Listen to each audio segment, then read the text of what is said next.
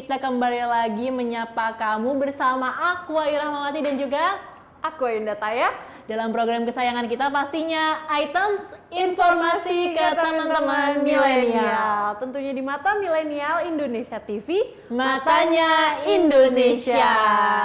Nah, Tay, kalau aku mau nanya nih ya sama kamu ya. Ini kan Indonesia punya banyak banget kota ya. Salah satu kota favorit kamu itu di mana? Selain kota asal aku ya, mungkin ini aneh karena aku suka kota asal aku sendiri yaitu Bekasi. Oke.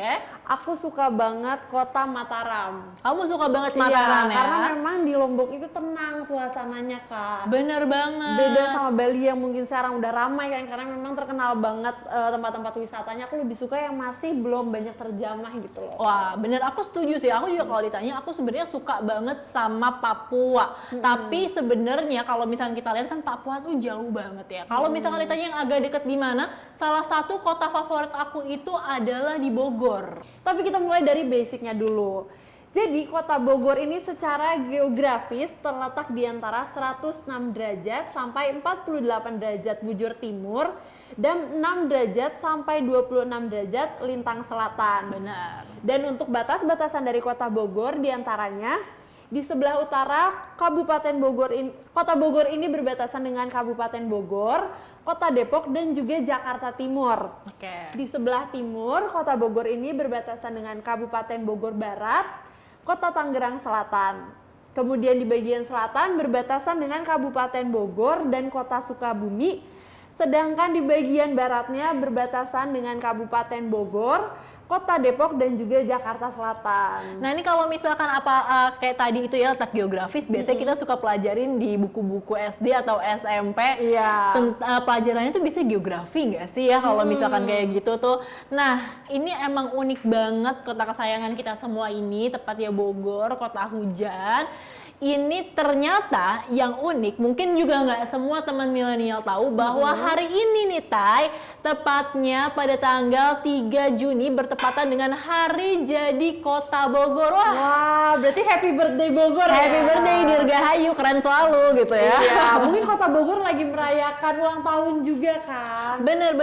Nah tapi ini tuh sebenarnya bukan cuma ulang tahun biasa aja, tapi adalah ulang tahun yang momentual juga karena tepatnya tanggal 3 Juni itu tepat diperingati penobatan Prabu Siliwangi sebagai seorang raja gitu. Wow, jadi memang ada sejarahnya juga ya, makanya tanggal ini harus selalu diperingati dan juga dirayakan oleh kota Bogor. Bener, jadi harus tetap mengingat sejarah-sejarah dari suatu kota gitu ya. Tapi sejarah kota Bogor nggak cuma itu aja, Kak. Ada apa lagi tuh, Tay? Jadi tepatnya di tahun 1745, masyarakat Bogor ini sebenarnya berasal dari 9 kelompok pemukiman yang bergabung dengan Gubernur Baron van Inhofe. Wah, ini dari namanya masih Belanda ya? Iya, ini memang ini masih masa kolonial.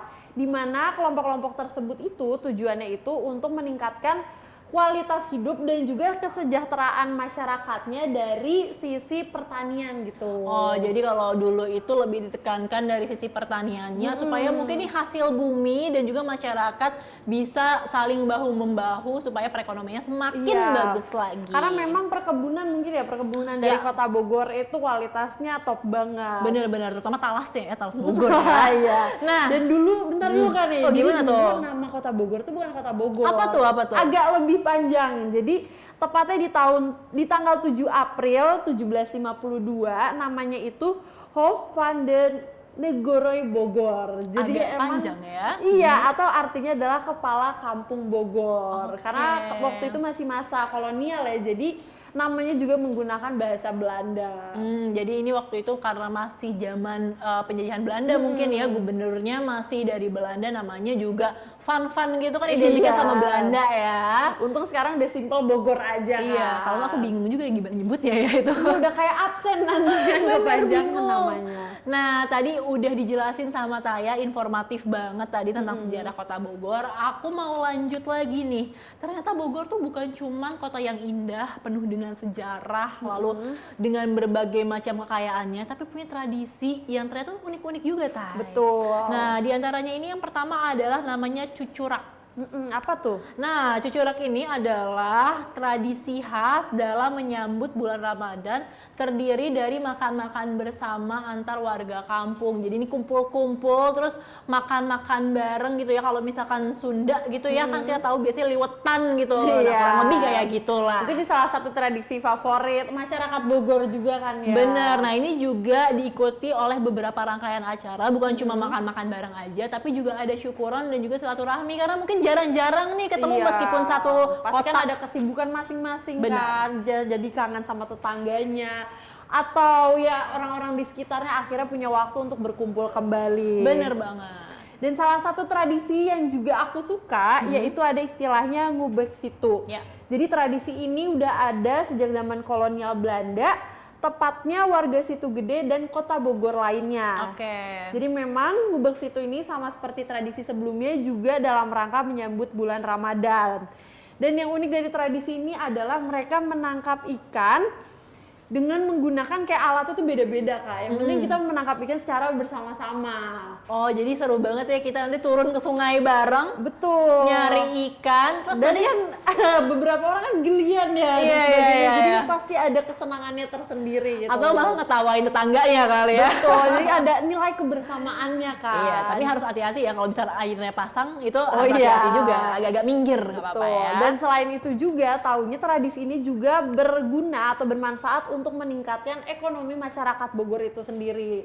Jadi memang selain untuk have fun, selain untuk kebersamaan, tapi juga kembali lagi untuk meningkatkan ekonomi setempatnya juga. Wah, ini berarti bukan cuma seru-seruan doang, tapi bisa juga mempunyai nilai ekonomis bagi masyarakat di Bogor. Betul banget. Nah, selanjutnya nih Taya, tradisi dari khas yang dari Bogor ini, yang ketiga adalah namanya ngumbah. Pernah dengar nggak? Nggak pernah tuh. Nah, jadi ngumbah ini adalah tradisi yang dilakukan tahunan.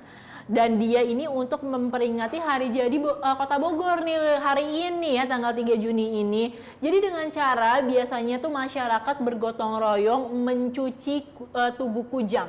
Apa tuh Tugu Kujang? Tugu Kujang adalah salah satu ikon dari Kota Bogor. Nah, tapi juga airnya ini bukan sembarang air. Airnya ini dikumpulkan dari 7 mata air yang ada. Wah. Jadi suci banget nih tradisinya ya. Dan untuk mempertahankan berarti effortnya itu juga nggak mudah loh kan. Bener 7 mata banget. air. Dan Nah. menurut aku juga kan ini dibandingkan juga sesuatu yang memang dihormati. Jadi wajar kalau butuh air yang suci juga. Bener banget, dan ini juga selain untuk memelihara nilai sejarahnya, tapi juga untuk menekankan mungkin kebersihannya juga. Karena setiap tahun Tugu Kujang, ikon Kota Bogor juga salah satunya, kembali dibersihkan oleh masyarakat secara swadaya, sehingga nanti kalau misalkan ada turis datang nih ya ke sana, foto tuh kinclong tiap tahun. Betul. Dan yang bersihkan juga masyarakatnya langsung kan. Benar.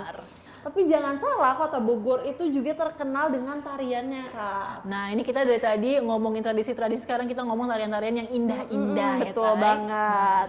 Aku akan mulai dari tarian yang bernama tari Katumbiri. Jadi tari ini berasal dari bahasa Sunda, artinya pelangi.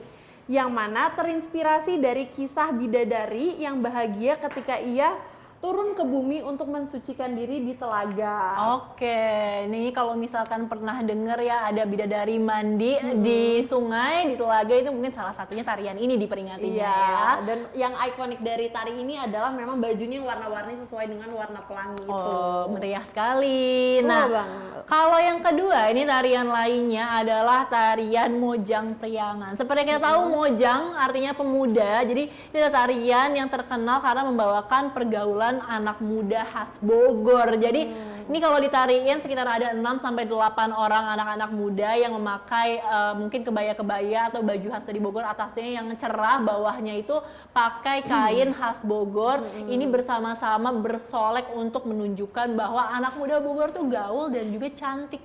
Betul Gitu. banget. Dan menurut aku itu cara yang unik untuk menarik kembali kaum-kaum muda untuk melestarikan budaya setempatnya. Bener banget. Terus selain tari Mojang Pariangan ada apa lagi nih, Tak? Ada tari ketuk tilu. Jadi sama kayak tari sebelumnya, tari ini juga ada perempuan dan laki-lakinya, di mana kostumnya beda-beda. Mungkin bagi kalian yang penasaran dengan detail kostumnya, kalian bisa langsung searching sendiri ya. Benar. Dan tari ketuk tilu ini merupakan upacara, mesti digunakan untuk upacara menyambut panen dan juga terima kasih.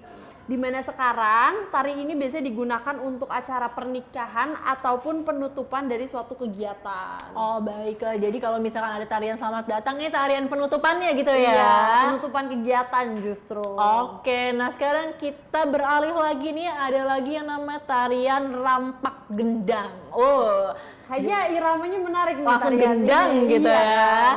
Nah ini tarian khas Bogor, terkenal karena di setiap gerakan menghasilkan harmoni sehingga memiliki pesan dan juga cerita. Jadi kayak storytelling gitu loh tariannya. Nah ini adalah pengembangan dari tari Renggarini karya Raden Cece Somantri gitu ta. Dan mungkin juga harmoninya tuh berasal dari gendang tadi ya. Bener banget. Selanjutnya ada Menarik apa banget. lagi? Dan yang terakhir ada tari kandangan. Dan menurut aku tari ini menarik banget karena tari kandangan ini sebelumnya katanya itu diartikan sebagai tempat untuk menyimpan perhiasan atau barang berharga. Oke. Tapi sebenarnya tarian ini adalah tarian yang dimainkan oleh perempuan untuk menunjukkan sisi lain dari perempuan, yaitu gagah dan maskulin. Oke. Jadi kan banyak orang yang memiliki persepsi kalau perempuan itu lemah, anggun, tapi sebenarnya perempuan juga memiliki sisi lain, yaitu sisi maskulin ini yang lebih tegas dan juga teguh. Jadi ini adalah caranya Bogor unik dan khasnya ya untuk memperkenalkan emansipasi perempuan dan Betul juga banget. kesetaraan gender ya. Menarik banget ya, jadi dia mengangkatnya melalui tarian. Benerin lain dari yang lain ya pastinya.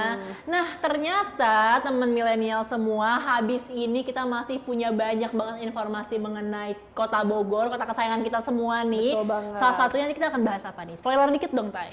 Aduh, nggak usah kali ya. Nggak usah ya. Biar mereka langsung penasaran dan tetap bertahan di items ini. Harus, pokoknya tetap pastikan kita ketemu lagi di segmen selanjutnya. Tetap pastikan kamu saksikan items informasi ke teman-teman milenial.